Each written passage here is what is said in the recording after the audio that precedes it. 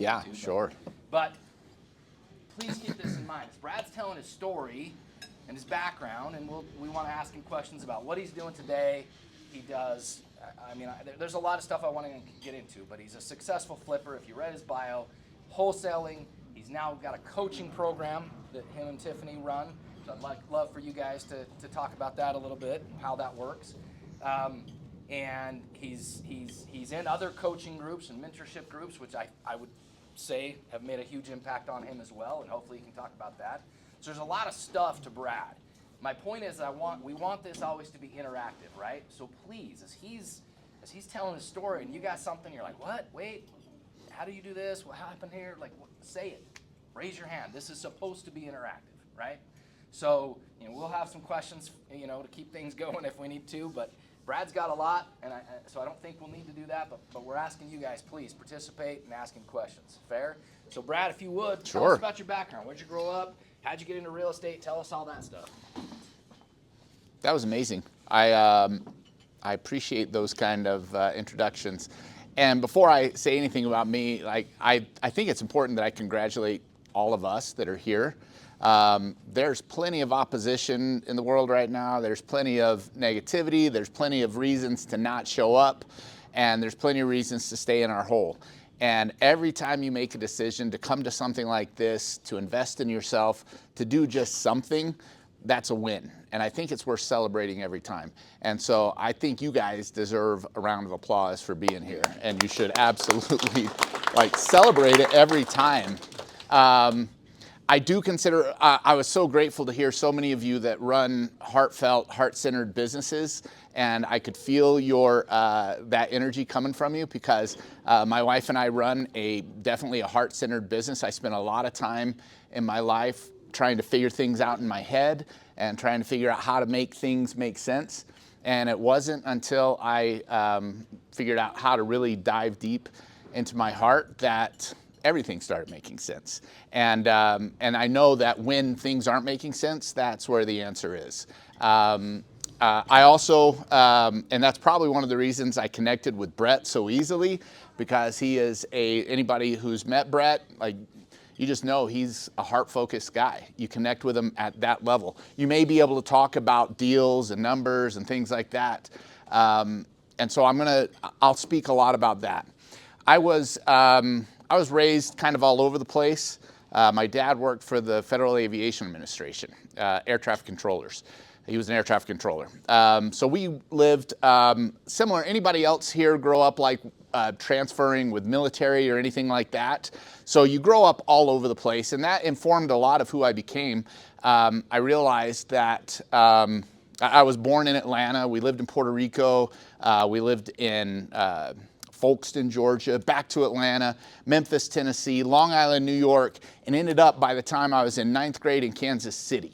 Go Chiefs. Any other Chiefs fans? No, since 1986 I've been a Chiefs fan. You can't say I'm a, bandwagoner. No, okay. Look, the refs did not block the field goal on Sunday. That was the players that did that. All right. That's my heart. So I went on a Mormon mission, came home, went to BYU, got a degree in education. My first career, I was going to be a teacher. I was going to teach high school. I had played some sports, not very well, but I had played them. And what they say, if you can't do, you coach. And so, anyway, I became a coach. I became a high school coach. That did not last very long, though, because in 1996, when I became a high school coach, your base salary at Mountain View High School in Orem was around $19,200. I had just had my first baby, my first wife, and even with the extra $750 I was making as an assistant baseball coach, I still couldn't make ends meet on that, even in 1996.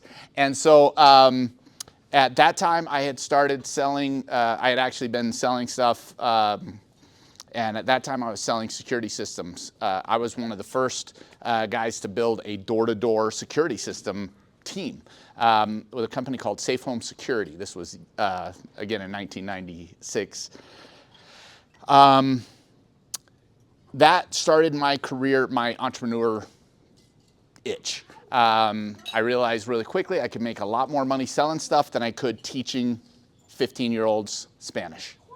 And I know that might be a shock to some of you, but I did really well selling stuff and did really well leading teams. And it wasn't long. I started my first company selling food storage. That didn't go great. And then I moved into a company selling marketing and sales training, and I had a knack for that. I enjoyed being in front of people. I enjoyed selling from a stage. I did that some. But by 1999, I had become a mortgage officer, and by 2000, I had become a licensed real estate agent. So from 2000 to 2009, I was a licensed real estate agent. In that time, I built a pretty successful business. We were negotiating pre-foreclosures and short sales before anybody even really knew what short sales were. In 2002, 2003, we were calling banks negotiating short sales and asking for their loss mitigation department when banks would say, "Our what?" I said, "Your loss mitigation department, because this house needs to sell and it's not worth what it used to be." And so we were negotiating short sales for several years and built a pretty good team doing that. In 2007, I opened the Keller Williams Westfield. Anybody familiar with KW Westfield in Orem? So me and some partners, I was the operating partner there with Jimmy Rex. Clay Winder was a part of our team. If you know Clay, he's a very successful agent investor. Johnny Christensen, who's still down there. So had some amazing partners along the way. In 2008, the market took a change. Anybody remember that? Delaney, you were around then? I was around that time. And by 2009, those of us who were still in the business, things were being exposed. And I was being exposed. And it happened in a moment when the IRS showed up at my then wife's door. I was gone at a girls' camp, actually, in position as a ecclesiastical leader. And IRS showed up and informed my then wife that we owed them $125,000. And I got a phone call. What is this about? I thought you had taken care of this. And guys, when I tell you that, like, world started changing, like my world started changing. So that, what I just told you, was all very surface level stuff. But underneath, what was happening is I was living so many lies I couldn't even keep them straight. I said I was one thing while I was doing other things. That includes, like, I was being unfaithful. I was running a really shitty business. Businesses, like every single one of my businesses, was failing catastrophically. I was losing money faster than I could possibly imagine. Now, that was accelerated by a bad market, but it was caused by bad practices. I was not a victim of a bad market, because there are plenty of people that made it through that market and didn't end up where I ended up. But I was a fraud, like, for all practical intents and purposes, in just about every area of my life, except for a couple. I was a dad. I had 4 kids. And that was true. But I was a terrible husband. I was a terrible business partner. I was a terrible, like, real estate professional, even though I tried really hard to make it look like I wasn't.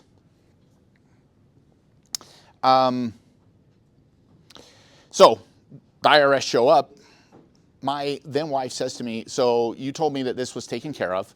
And I said, "Yes." And I decided at that moment that I was done lying. And I said, "But I lied."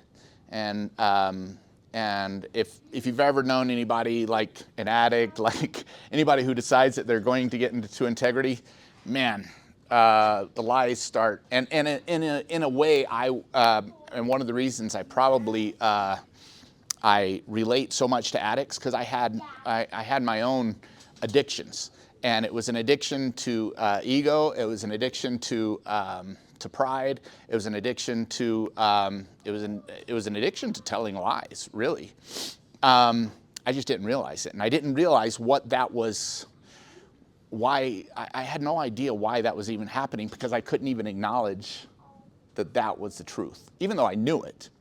So, but I decided in that moment, I had been watching it in my head play out so many times before. I decided in that moment, okay, I'm going to start telling the truth. I had no idea what that would even mean.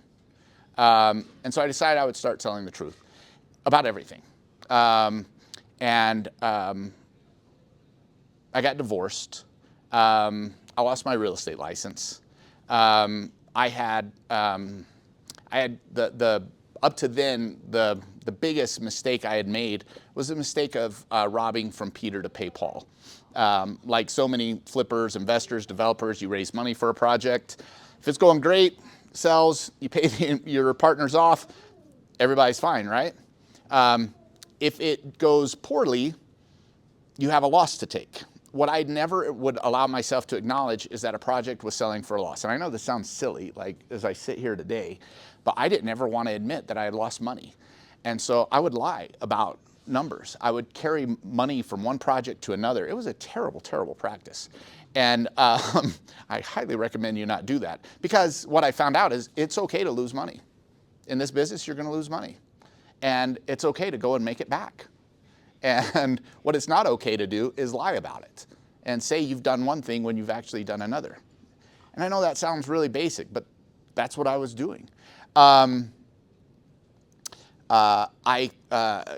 ended up confessing to my then wife that I had forged her signature on a note and a trust deed, and to secure a debt on our house.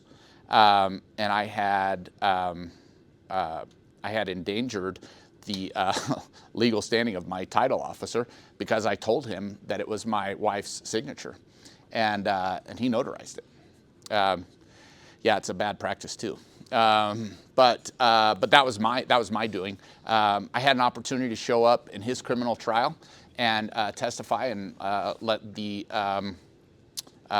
prosecution know that that was my doing, that I had defrauded him, that I had fooled him, and I was grateful for that. But I got to do that while I was serving time in the Salt Lake County Jail.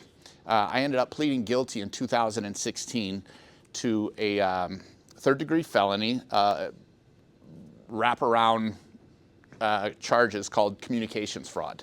What I was really guilty of, like ultimately the thing that I was guilty of, was first the forgery. We were going to battle on the robbing from Peter to pay Paul. I was going to fight that, but my ex-father-in-law was he was one of my investors, and he had lost more than $350,000 on a couple projects, development projects. Through I don't know if anybody was in the business in 2008. For example, one of the projects it was a development project that we'd actually thought we were going to do well on. At one point, we had bought it for 1 point with all our debt, all our improvements. We bought it at 1 point and paid $1.5 million. We had an appraisal at one point at $2.2 million for these lots once they were done. And like everything, as we were getting through 2007, 2008, the lots weren't getting done fast enough. Asphalt wasn't getting in. Everything was slowing down. By the time they hit the market and were ready to be sold, there just was no activity. And then slowly, like all of our builders that had told us they were going to be taking them down, they went away. Everything went away, and those lots that at one point were valued at $2.1 million ended up selling at the courthouse for $540,000. And that's just one of more than 4 projects that we had going with, like, lots of cash going. And by the way, like, I wasn't the only one. Who was here in 2008 in the real estate business? Okay, so if you were doing deals, that was normal. Like losing 75, 80% of value on a property, especially land. Like some guys lost 90, 95%. We were seeing like there was like, it's almost incomprehensible, especially as we look at the market. Anyway, but this is what happened. In 2010, while I was divorced, lost my license, I started working at a bar in Tooele. And I was also selling phone systems for a company called Integra Telecom. And I was doing everything I could just to pay child support, try to keep my head above water. And I met this really cute bartender that that was also going through a really nasty divorce.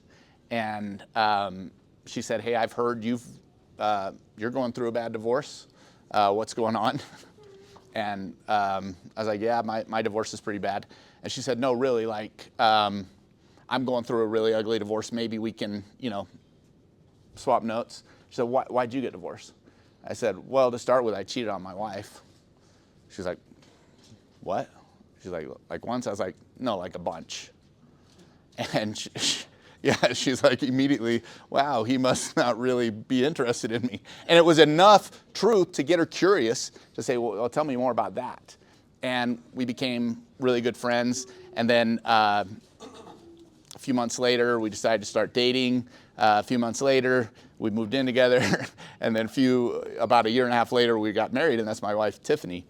And what Tiffany showed me was the beginnings at that time. I didn't know it at that time. But what she showed me was what unconditional love can look like. And as human beings, we have these there's two basic truths, especially for men. The first is, but it's for everybody. First is, we're all worried that we're not enough.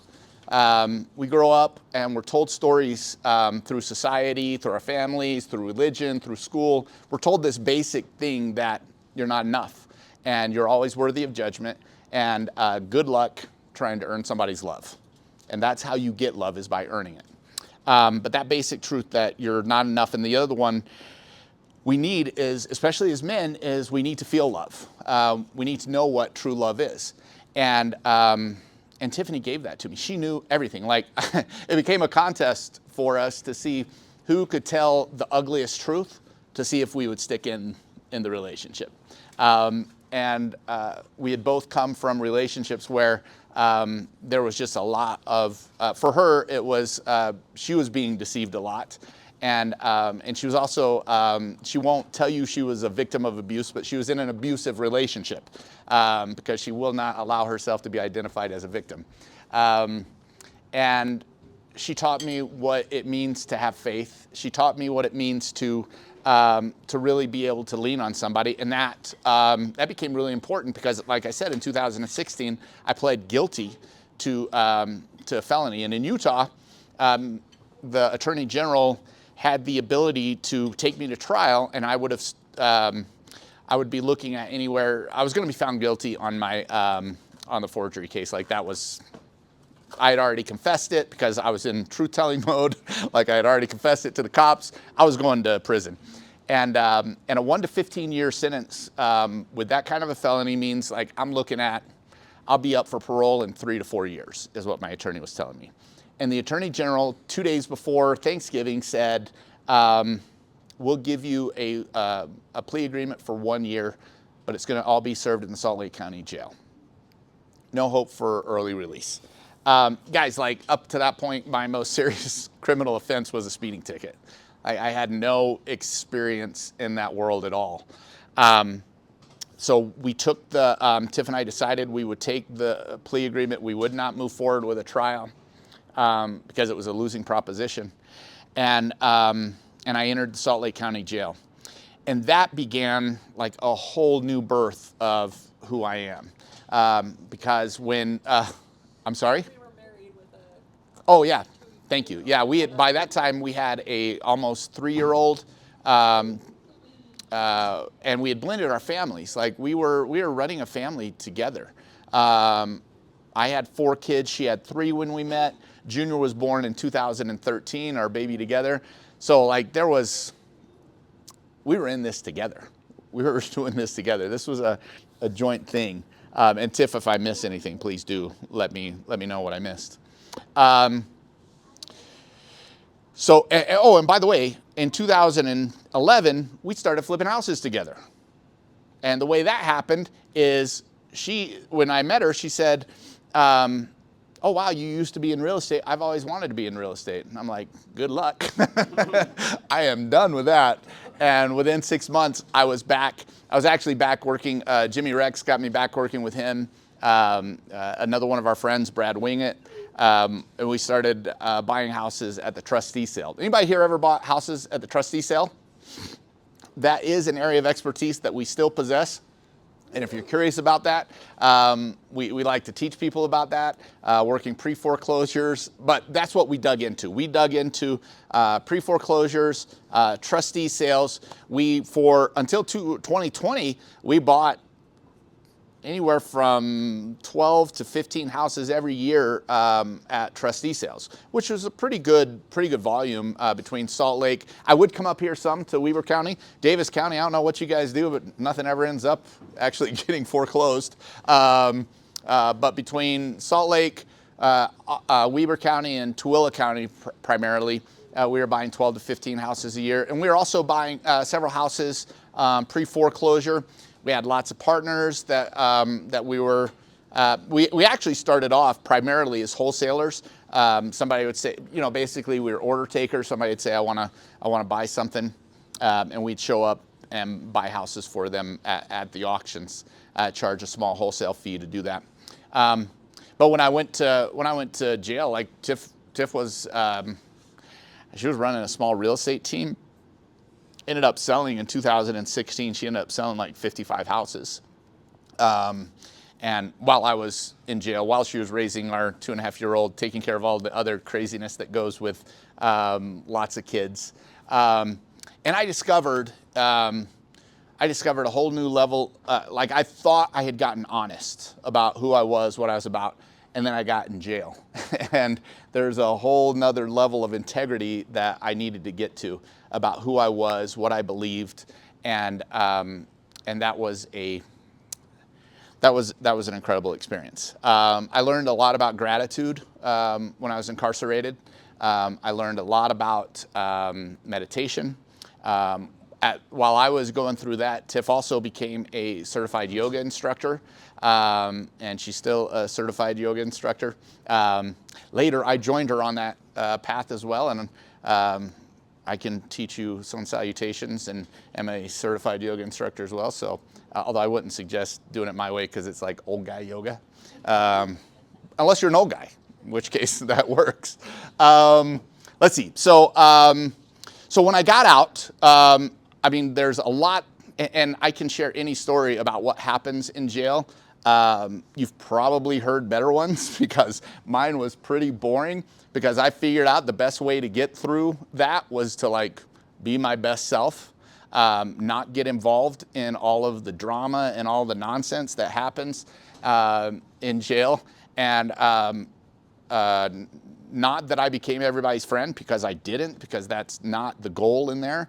The goal is to make it out alive by yourself. And I decided I would do that. And because I had, even though I say by myself, I wasn't doing it by myself. And I think that's one of the key things that I wanted to make sure to share today. In any business, in any life that you're living, you've got so many choices you can make. And I've learned that one of the best choices I made was, number one, to really dive into 3 key principles, which are to live a life of integrity, to live a life of vulnerability, and to live a life of authenticity. And what those 3 things provided me was an opportunity to be in an amazing relationship with an amazing, the term I use is the divine feminine, and that's my wife. I believe that the most amazing creation power that exists is the power that exists between the divine feminine and the divine masculine, when they are both showing up in their pure power as their highest selves and are always working on that. And that when that happens, the exponential, most powerful growth can happen. And not just financially, although that can happen, but your own personal growth, your own, that's where true freedom and lasting happiness can reside. And I was gifted that. And I don't know why. I don't know how it is that I was given that, but I do know some of the things that I did and some of the things that she did that allowed us to get together. So now we can run a business together. And by the way, you run a business with your wife? Like, it's like if you want to do something hard, run a business full time with your partner. But I'll say this about doing something hard. Whatever it is that, like, when you want to know how to go fast, do the hardest thing that's available to you. If you want to know, like, the way to go furthest, do the hardest thing. And I believe that running a business with your partner, Whitney, you run a business with your spouse still, yes? Yeah. Yeah, it's not easy. Does anybody else run a business with their romantic partner? Yeah, it's not easy. And it's not the only way either. I'm not saying like you have to do it, but it exposes so much. Like I used to pay a lot of money for coaching from Mike Ferry. And one of the biggest reasons I did that is because I had an built-in accountability partner. Somebody who every week was going to call up, or I was going to call them, and they were going to check my numbers. They were going to see, am I doing what I said? And being in business with my significant other, I've got my accountability partner built in. Like every night, we get to check in. We get to say, how did it go today? And there's no bullshit. Like there's no, oh, I did great. Oh, really? Where's the revenue? Where are the contacts? Where's the next deal? Like there's none of that. So when I got out of jail, I had no idea what I was going to do. I was actually I got out. I made it out. I ended up spending 8 months in the Salt Lake County jail. I got out because of good behavior, even though they said no early release. But the Salt Lake County jail has to have a carrot to hang in front of all their inmates, and I got out like as early as you can get out. Some amazing experiences, but I had no idea what I was going to do. I really thought my career as a real estate investor was over, because who would want to do business with a felon, an ex-convict, somebody with a criminal record, especially in this business? Like, I'm a convicted white-collar criminal. Who would want to do business with that guy? And but what I did know, and I had no idea how I was going to do anything. But what I knew is that what I wanted. And what I wanted was to make my relationship with my wife my number one priority. And the reason I wanted that, so the what was that. I wanted my relationship with my wife to be the most amazing thing. And I can't really tell you exactly what I had to do with that, but it's the thing I'm most grateful for, is that it is what we have still today. I can't tell you from like an investing and flipping standpoint, I can't tell you how to avoid the shots. I was telling Tiff this. As a coach, as a mentor, I'm not going to teach you, any boxing fans in here? Does anybody follow boxing at all? So there's a boxer named Floyd Mayweather. Has anybody ever heard of Money Mayweather? Does anybody know what he's most known for? Defense. He never gets hit, right? Like, or never takes a big shot. That's the thing. He just hangs around until he can land his own. By the way, that is a great strategy. I mean, he's one of the greatest boxers ever, and he's made tons of money doing it. I can't tell you how to do that. Has anybody here ever heard of Gene Fulmer, the great middleweight from Utah? You should look him up. One of the greatest middleweights of all time, and he's from Midvale. He's passed away, but he won the middleweight championship, I believe, like in 48 or 52 or something like that, a long time ago. He had this philosophy, because he got hit a lot, and he said, I didn't know much, but I knew I was going to keep walking forward, and I knew I was going to keep swinging. And that kind of became Tiff and I's, well, I knew that was my philosophy, and the gift is that I met somebody else who had the same philosophy. She was not going to let the hits, she was not going to let the obstacles, she was not going to let the knockdowns ever become knockouts. And that's what we united on is, look, we're not perfect.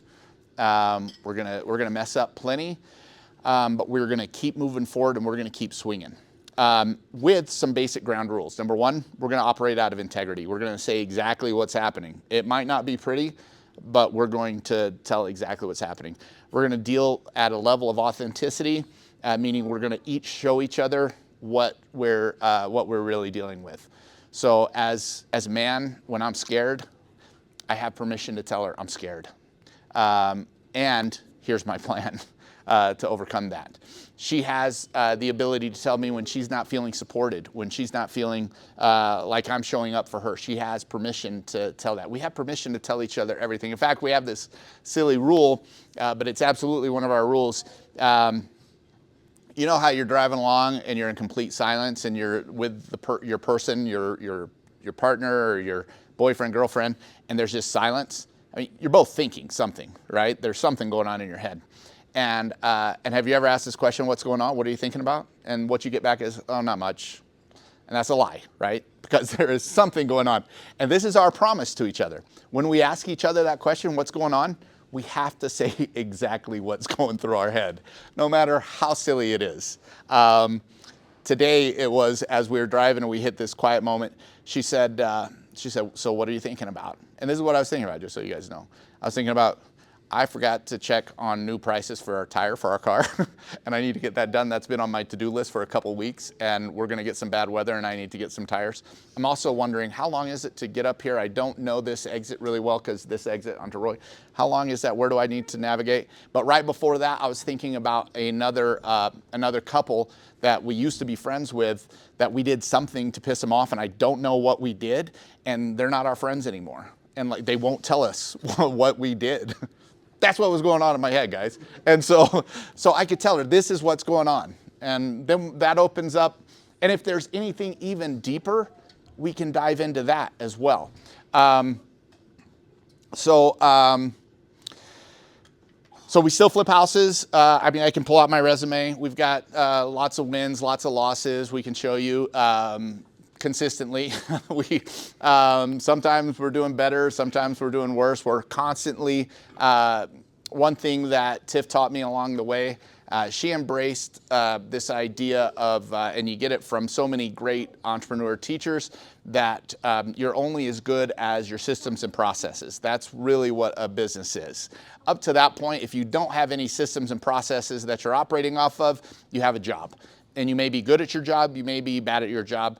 Michael Gerber says in the E-Myth that we all have this glass ceiling that our personality and will take us to, and the thing that will break us through that glass ceiling are systems and processes. And she has brought me along kicking and screaming because I thought my personality and force of will was strong enough that I could get through anything else. And it turns out it's not. We are limited by our ability to consistently execute on systems and processes. And so we've been developing those for the flipping business. And I know it's needed because every flipper I ask, how do you do, like these guys said, do you want to know how they underwrite? They have a system and a process. Every single one of them, they're willing to share it with you. It's theirs, it works. And most people, their system and process to underwrite a deal is this, with a pen. And they write down the numbers and they start subtracting things. And then if they remember, they add the right thing. We don't do that anymore. We did that for a long time, by the way. I did it for too long. You know, we have calculators that are just, that are set. Obviously we have the ability to manipulate numbers, move them around. When we buy houses, we now have a process for how we'll go about doing a scope of work. How we'll go about measuring floor plans, so we know how much flooring we're ordering from the Christiansons back there, right? And we'll know like how much junk I need Keith to come and haul out. We know exactly what those numbers are, and we know how to come up with a plan. We know how to talk to contractors now. We know how to get contracts signed. We know how to hold contractors accountable. We know how to get the house staged, call up Whitney and just turn it over. Or Tanya, call a stage. We know all these systems now, but here's the thing. Even though we know all those systems, the best of plans are guaranteed to get fucked up at some point. And we make the best plans, like we really do. We've got great plans. And so our secret weapon is that we lean heavily on, I told you guys I was a heart-centered guy, and I believe I am, because we lean a lot and spend a lot of time focusing on the thing that matters most to us, our spiritual, our emotional, our psychological health and well-being, and taking care of that with each other on a daily, weekly, monthly basis, checking in, making sure we're doing okay. Because the one thing this life is guaranteed. Sure, taxes are guaranteed, even under the Trump administration, taxes are guaranteed. And you're also going, if you're in business, especially if you're running at a high level, like what Connor said about having deals, we've got that going on. We've got deals that are sitting or selling for too little. That's going to happen. And it doesn't matter how great you are at your projections, unless you're Floyd Mayweather, right? And you can avoid all the, and there are guys like that, guys and gals like that, that have the ability to avoid the big shots. I know they're out there, but I do believe that in order to do that, like you've got to have something else going on to, like there's a whole other level. And I don't know what that is. I'm going to be 100% candid with you. I don't know how to not take shots, but I know because of my experience, I can limit them. I can make them so that they won't ever be the knockout punch. And a lot of that just has to do with, understanding, number one, like I said earlier, why is it that we're doing this? Why does this matter? What is it that we want to accomplish? So the what and the why.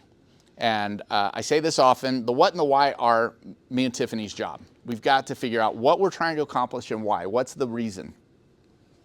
How, when, all the details, those will come.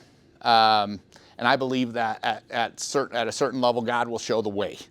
Because if I can't figure it out, if the what and the why is big enough, and if I'm in tune with creation, with the Almighty, the what or the how, where, when, who, all those things, all those details, they will be filled in. They will come to me. And as I'm able to really tap into that what and why. Backtrack for a second. Sure, go ahead. I want to ask you more about some of the other things you're doing now. Sure. Backtrack back to, I want to ask you about the mindset Mm-hmm. it took. One, the mindset that it took, one, to just come clean with everything, Mm-hmm. to accept that you were going to go to jail over this, Mm-hmm. the mindset that it took to get through that 8 months, and how that has affected you today and what you're able to do in these different markets and business and marriage and all these different things. Does that make sense? Mm-hmm. Sure. If you Yeah. could talk just a little bit more about that. Sure. So, so first of all, like, why did I decide to come clean? Because it was either that or kill myself. Because I was absolutely, I absolutely hated who I had become, and I couldn't deal with that anymore. And those were my two options. Like, as I was at Bear Lake. Guys, I was operating in the capacity as an ecclesiastical leader at Bear Lake, and I had to drive from Bear Lake to Sandy. And I had this like moment to decide, who am I? Am I going to keep going with these lies? Like in every area of my life. And I decided that if I was going to do anything, I was going to do it with integrity, and I didn't know what that meant, because I had lived an entire life devoid of integrity, trying to be something for everybody else except myself. And I had no idea what that meant. So I just made that decision. And I don't know, and I wasn't perfect about it. I want to be clear about that. Like, I definitely stumbled along the way as I was going on that path. I decided to get back into real estate because my wife believed in me. She saw that I was willing to live a life of integrity, that I was willing to be authentic to who I really am. And she saw, like, she's my biggest fan. She tells me all the time how amazing she thinks I am. She tells me all the time, still to this day, like when I'm dealing in doubt, she reminds me of who I really can be. So having somebody at your side who believed in you helped you through those. That was for sure. It's not a victory for me. It's not a victory for Tiffany. It's our victory. Who we are right now, it's truly, it's our accomplishment. And anything that we accomplish going forward, it will be because we dive into it together. Sure, it required that I show up in integrity. That it required that I show up for her to even want to be in a relationship with me, because she was already there. Like, she was already doing that. And I, like, when I see men that are struggling in the relationship, the mindset is and I'll share this with you guys, and if this is too woo-woo for you, that's fine, you can let it go, but I'm going to share this anyway. I believe in the power of the masculine, and I believe in the power of the feminine. I believe there is this duality that happens, and it begins at the source, at creation, at God. Every day the sun comes up, and that sun is representative of the masculine power in the universe that exists. And I believe in that. And if you want to call that God's power or whatever you want to call it, I don't care.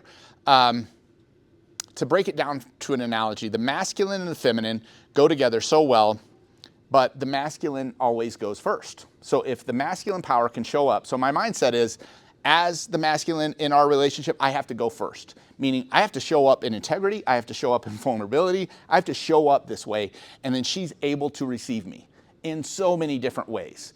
And she's able to, because of her power, bring forth this incredible creation like a garden. Anybody here garden or know a gardener or ever been in a garden? Okay. Ate a vegetable? Okay. So if the gardener goes out, plants the seeds, leaves the garden, and comes back in 4 months, what's he going to have? Weeds, if he's lucky, right? That'll be about it. But if the gardener shows up, plants the seed, nurtures it, gives it water, is there for it every day, showing up consistently. When it needs soil, it brings in new soil. When it needs fertilizer, brings in the fertilizer, pulls the weeds out before they can grow. In 4 months, what does a gardener have? Vegetables, whatever, and it's beautiful. Like, the beauty of it is more than, like, you started off with this little seed and now you've got this beautiful garden with lots of food. In the analogy, the masculine represents the gardener and the feminine represents the garden that's able to just take this little thing and make it the most beautiful thing that you've ever seen. And so my mindset is, we can do it together. And that was our mindset when I went into jail. The irony is, he actually, one of the biggest things that got him through jail in reality was he was able to get on the garden program and go outside every day and work in a garden and sneak the food and actually eat some food. Tiff, don't tell my secrets. Just kidding. No, that was true. Yeah. So I got to work in the garden while I was in jail. And that was like one of the biggest blessings. The Salt Lake County Jail has this garden program. If you guys have ever been to the farmer's market in Salt Lake, the Salt Lake County Sheriff has a booth that's being worked by inmates, and there are 16 inmates that get to work in this program in the Salt Lake County Jail, and the Salt Lake County Jail at any time has 2,200 to 2,800 inmates, and so only the very luckiest and really the least risky inmates get to be a part of this. And I spent all but 10 days of my time incarcerated in that program. So Monday through Friday, I was out working in the garden, sneaking cucumbers and tomatoes and carrots, and we grew everything, followed organic principles, and I also got to hear so many people's stories, and so that drove me into gratitude, because like all the challenges I had, I didn't have theirs. Like I was never a drug addict. I was never an alcoholic. I was never convicted of any violent crimes. Never committed a violent crime. So I had this. My perspective was constantly being shaped while I was in there. Were you going to say something? You looked like you had something you wanted to say. Oh, I was just going to joke about, I would actually go, when I knew he was working, I would go and drive in the parking lot. She would drive by, which was, yeah, so I could see her, and like guys, like just seeing her drive by was like, oh my gosh, I can do it. Yeah, absolutely. Another thing, let her hair out. Yeah, absolutely. Another thing I wanted to ask you about, Brad, is how did you talked about it briefly, how obviously there's a stigma of who's going to trust me, who's going to give me a chance. How did you overcome that? Yeah. Because you fill out any application for almost anything in this life now. One of the first questions is, have you ever been convicted of this? Have you ever done this? You know what I'm saying? So how did you get people? Like, I hear your story now, and this is the truth. Like, the things I know about you, I've known about you for about 5 years now. I watch your stuff on social media. I see your heart. I see that you're a genuine person, and I would lend money to you. Thanks. But You should. You'd probably do all right. but I understand too that like anybody who knew Brad pre-gel, They and what won't. you went through, are probably like, no way. That's not true. That's not true. Actually, that's not true. Actually, I have a. Ex-father. Yeah, I have a few friends that stuck with me. I did lose a lot of community, Tiff. I lost a lot of relationships. So number one, like I deal in, I try to deal in radical integrity. So like if somebody's going to lend me money, I hope that I've disclosed to them so many times. By the way, I'm a convicted felon. It Like. was almost too much, honestly. It would almost be like the very first thing he would tell somebody, and I'd be like, "You never know him for Hey, I'm Brad. I'm a convicted felon, and I've lost a lot of money. But I honestly believe it's. Look, it's. I will tell you that. Number one, I'm not going to tell you that I'm perfect and that all my deals go perfect. They don't. And anybody who tells you that, especially in this business, they're full of shit. Like I'd be more worried about those guys. I want to hear myself. I want to hear about the losses more than I want to hear about the wins, and then I want to see how did you deal with that. How did you overcome with that? What did you learn from that? Now, if I sat here and told you, well, I learned nothing from those, I would be very leery of anybody who in this business tells you they've never lost money and they didn't learn anything from them. Like we know, my experience is anyways, we learn the most from our losses. We celebrate our wins, but we learn from our losses. That's where we get better. The founder of Honda said, I saw this quote, he said, success is about 99% failure. I have another mentor that tells us all the time, you're going to be wrong 3 out of 4 times. You hedge your bets on that one time that you get it right. And in flipping houses over the last 2 years, it feels like that. Anybody else feel that way doing flipping houses? say that, like, on the losses that we've taken recently, he is in great communication with any lenders that are involved.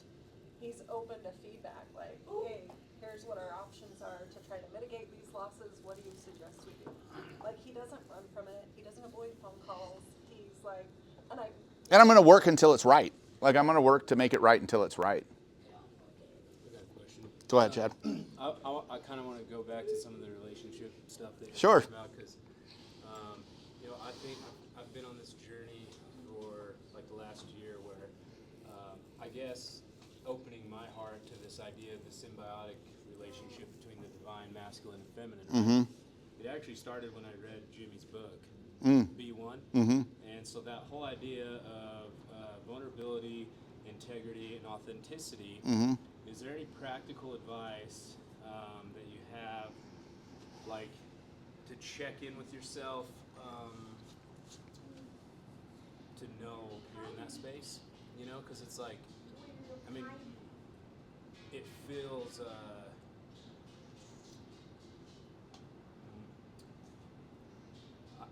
it's kind of elusive. Like I can't wrap my hand around it. It's like, okay, this feels comfortable, right? But and so when I'm in that space, I think, okay, I'm in that space of love. And this is where I want to stay. But then, fear and all this other stuff keeps coming in, and living most of my life, probably operating in a space of fear and not authenticity. I have a lot more practice over there. And so it's like this constant battle that I'm in, and even in my relationship where we're both focused on showing up in that space, right? It's like sometimes it all just comes out on the table and you're like, oh, this, I don't know if that's making sense. I think I'm hearing you. And yeah, first of all, thank you for asking that question. And I'll say this: what I'm hearing is that, is there a point? First of all, is there too much? Can you share too much? Is that what you're asking, or? I think so. Just like checking in with yourself to be authentic to yourself. Well, I'll say this. not fooling yourself. Yeah. I'm full of shit, and I have been forever. And I've been in sales and not even like intentionally like trying to manipulate or mask. It's just like naturally Seems to happen. right. Yeah. And really, it's super. I've been super self-absorbed. Mm-hmm. Right? And so it's me. What can I get? And so Gotcha. is that Yeah. Your partner a safe place to tell you the truth? the first relationship that I've ever been in where I feel safe enough to like let this flourish and be the man that I want to be, like, because I've never been comfortable doing that. And so it's like, you know, it's been some practice. So I have like inventories and stuff, Sure. right, that I'll take throughout the day. Okay, like, was I dishonest? Was I selfish? Do I owe anyone an apology? And this kind of thing. But as you go through, is there any like check-ins that you do with yourself? Like, I feel like hearing you guys talk and knowing the little bit I know about you, it's more natural for you to just to live in that space. But how do you know when you're outside of it? So, Does that make sense? yeah, I would say that. Thank you. Yeah, again, so I would say as far as practices go, it's one of the reasons I dove into yoga. Because yoga, the basic principle of yoga is to get really comfortable being uncomfortable. And because what you're talking about is residing in discomfort of like, I was not, that's not the vision I have of myself. And it's okay. There's so many truths. From an affirmation standpoint, rewriting those stories, like how you talk to yourself, I would challenge you on, Chad, knowing you and the fact that you're here and you're even willing, you're not a liar. Well, yeah. Like, did you just lie about that? No. So you're not a liar. You're actually somebody who tells the truth. That thing may be a lie, but that doesn't make you a liar. We are not ever at our lowest point. We are not that thing that did that person that did that. That's not who we are. There's a battle to constantly be affirming the higher truth of who we are, that we're always worthy of love, that we're always doing our best, that we are always showing up, and there's always more we can do, and we're always enough. But we're still capable of so much more. So from a daily practice, whatever daily practice, and I'm not a big like do this every day and you'll, but it is a daily effort. I would say my textbook for personal growth is a book called The Inner Work, and it's one that I written by our teachers, our yoga instructors. You can get it on Amazon or wherever. I don't make any money on it, but it's written by the yoga couple.